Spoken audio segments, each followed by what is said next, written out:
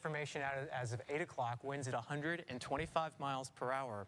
It'll be interesting to see if there's any weakening at all as it crosses over Cuba. So we haven't really sampled the storm since it made landfall. Our hurricane hunters will be in and out, getting that data. That gets fed into the forecast models. But at this point, we're into what we call nowcasting mode, where we're tracking it, and we can even pick it up on our live Doppler radar, which I'll show you in just a moment. But you can see the movement right now to the north at 12 miles per hour. Let's get really close in, and you can see this is obviously a very healthy looking hurricane. It does not appear from the satellite imagery that we've seen any disruption to it or any weakening from that interaction with land. It's a very what we call symmetrical system, and that eye right in the middle of those big thunderstorms, all those bright colors that you see on the infrared satellite right now. This is the most recent forecast cone. Again, we're going to get an update to this anytime in the next 15 minutes. So as soon as we get that, we will bring it to you. This is the official forecast now, expected to strengthen even more with winds at 140 miles per hour as early as 2 o'clock this afternoon as it moves just to the north of western Cuba, and then heads in the general direction of southwest Florida by early on Wednesday morning, and through the day on Wednesday. It will basically work right along our coast. And again, we could even see a landfall here in southwest Florida. We showed you a model yesterday that showed that as a possibility up into Charlotte Harbor. It could even come in a little bit farther down to the south and east. That's just the way the models have been trending, and it's always a tricky situation, unfortunately, whenever you have a tropical system like this moving parallel to the coast. Any wobble or wiggle east or west can make a big difference. And I want to point out the timeline too. This is 2 o'clock in the morning on Wednesday, and 24 hours later, this line right here is 24 hours later, 2 o'clock on Thursday. You do see some weakening, but what concerns me most is the fact that it only goes from here to here in 24 hours. This is not going to be a fast-moving storm, and that's concerning for a couple reasons. Number one, storm surge. So we're going to have this prolonged effect of the wind pushing that salt water up against our coastline into the rivers and the bays and the waterways, and that's going to lead to some very dangerous, life-threatening water level rises. By Thursday morning, you can see there winds at 120 miles per hour, and then it crawls up the peninsula. 2 o'clock in the morning on Friday, still a tropical storm over North Florida, and we would still be getting those winds coming in from the Gulf, pushing that water on shore. The winds will be weaker, but the water that's already being pushed inland won't have a good chance to get moved out into the Gulf of Mexico. So is there anything that we're seeing that can perhaps weaken the storm? Not right now. These are the water temperatures that we've got, and this is some of the warmest water in the entire Atlantic basin across the Florida Keys. So those water temperatures are around 86 degrees. Off our coast, it's around 87 to 88 degrees. We do think eventually that as the storm moves northward, it will weaken. The question is, at what point will that take place? And the reason why we do expect it to weaken is nothing to do with water temperatures, but because it's going to encounter some wind shear and some dry air as it kind of runs into the jet stream, runs into a cold front, and that will eventually weaken it. But unfortunately, it looks like that's going to be a gradual process. These are the latest spaghetti plots, and this is one of the reasons why I think we're going to see a shift in the forecast cone closer to southwest Florida. Look how now the consensus models, you can see this clustering right there on the right side of the forecast cone. Yesterday we were looking at these and they were farther to the west. Now they shifted here to the east, which is why it's even more concerning here for southwest Florida. So I think most probably we're going to see a shift in that forecast track coming up here closer to 11 o'clock. And as soon as I get that new advisory, we will share that with you. One of the things that the National Hurricane Center is seeing, and we've been pointing this out throughout the morning, as we look at the two most reliable forecast models, there's the American model, it's called the GFS, and the European forecast model. We've got very good consensus now between both of those models. We haven't had that for the last couple of days. Unfortunately for us, the trend has not been our friend, and we expect this, like the models we've been showing you, to come very close, if not onshore, over southwest Florida. So this is the American forecast model showing that eye very close to Lee County and pushing up into Charlotte Harbor. And it could even come a little bit farther east. I mean, we're talking about a difference of about 10 to 20 miles. Either way, we are going to see storm surge here in southwest Florida. And if you missed those new numbers, we have an update from the National Hurricane Center that the storm surge for Lee and Charlotte County could get as high as 5 to 10 feet. One of the reasons for that is because of the slow-moving nature of this thunderstorm and that prolonged effect of water getting shoved into the coastline. Now, it'll be interesting how the Hurricane Center changes their timeline, because as we're looking at that timestamp there, this is Friday morning at 5:30, and you can see where the American forecast model is projecting the center of the storm to be.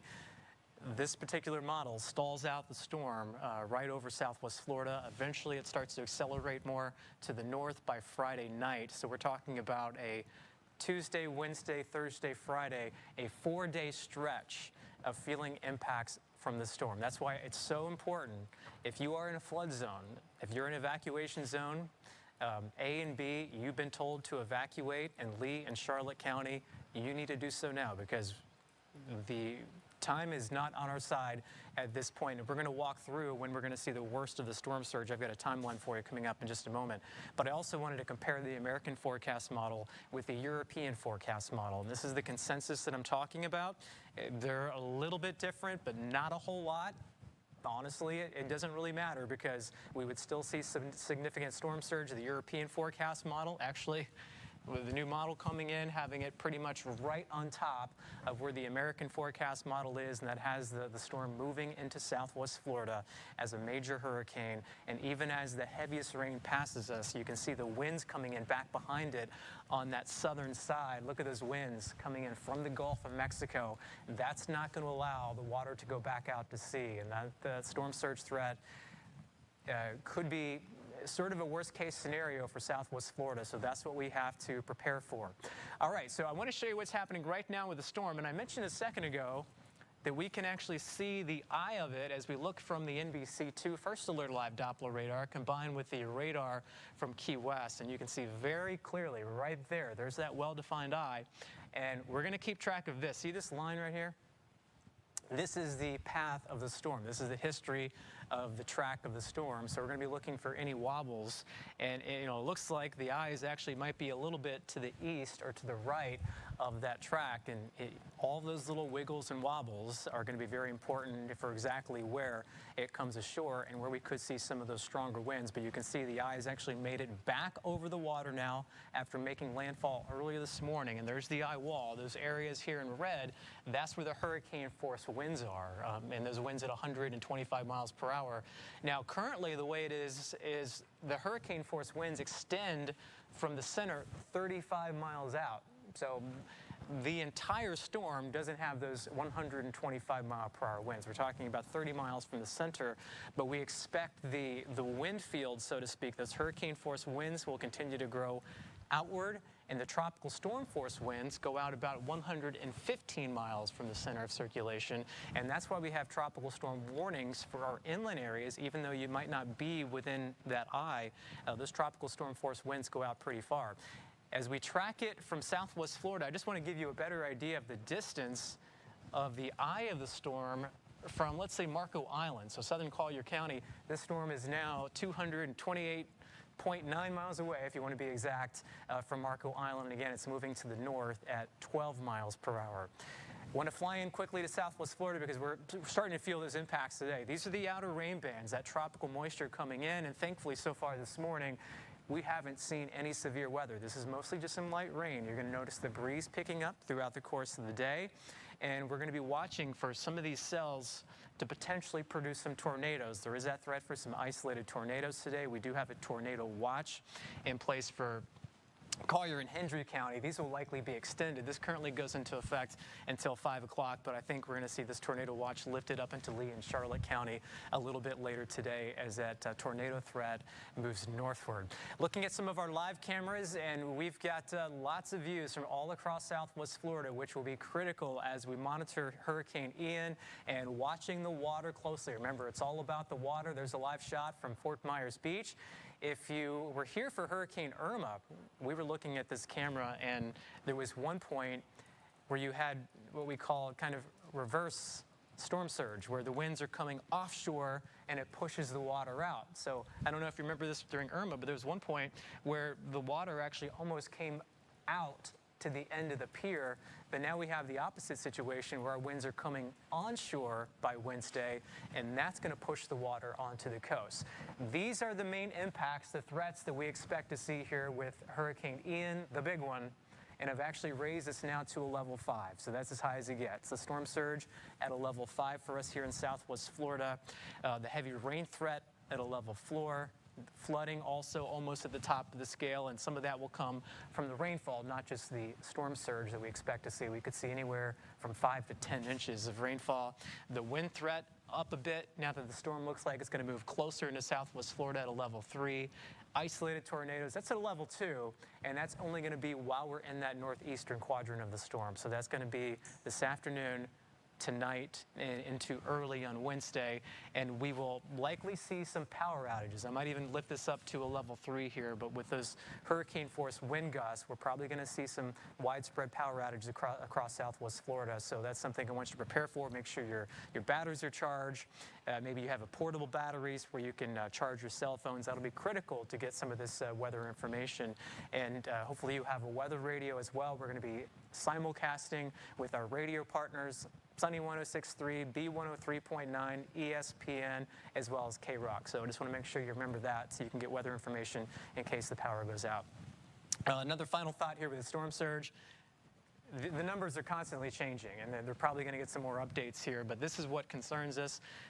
This right here used to be 4 to 7 feet. That's what it was earlier this morning. The National Hurricane Center has increased the storm surge potential because the storm will move slower and because it's going to come closer to our coast. So 5 to 10 feet of surge for portions of Lee County and Charlotte County. And that is water getting pushed up the Caloosahatchee River into some of the canals across Cape Coral. So most of Cape Coral now under mandatory evacuations, and then Collier County from Bonita Springs, so that's South Lee County, down through Naples and Marco Island, 4 to 7 feet of storm surge possible with this storm as it moves in. Now, when will that storm surge take place? It's not going to happen today because our winds are not coming in onshore, they're moving offshore right now. So the storm surge threat will be low to none through the day into the night tonight as we look at that updated timeline. It's Wednesday, starting around the afternoon hours. So let's say from noon Wednesday, the high tide cycle is for most of Southwest Florida from about 3 to 5 and 6 o'clock. So it's really the critical period. Wednesday afternoon, Wednesday evening is when we're going to start to experience some of those water level rises, and through the day Thursday, even more so as the storm starts to slow down, that threat for surge, life-threatening storm surge, will be very high through the day Thursday. All right, hopefully I answered a lot of your questions, and send your questions in to us. If you do have any questions, we're going to have some time here. I believe we're doing a Facebook Live a little bit later on, and we're going to take some of your questions and do the best that we can to answer those. I understand it's a stressful situation, not the news we wanted to hear. We're waiting for that 11 o'clock advisory. And Jason, we actually, not to interrupt you, but we just got that information in. Okay. So if we could put Doppler 2 up in the big monitor so we can actually explain the new information just coming in out of the 11 a.m. advisory. As you can see, the wind speeds at 115 miles per hour. So just like we had talked about this morning, because it did make landfall in Cuba at around 4:30 as a Category 3 storm, we didn't expect it to drastically strengthen because of that brief land interaction. So we do want to show you the latest forecast cone as well. The 11 a.m. advisory is a full advisory, so we get a revised forecast cone. So there you go. We expect this still to further intensify as it gets back out over open water in the coming hours. It's going to strengthen to 130 mile per hour sustained winds. It is now expected to hold that strength into tomorrow morning. So still at around 130 mile per hour winds, and then making landfall generally in the Central Peninsula sometime either tomorrow or overnight into Thursday. Yeah, so that's the latest information. It looks like the timeline has slowed down a little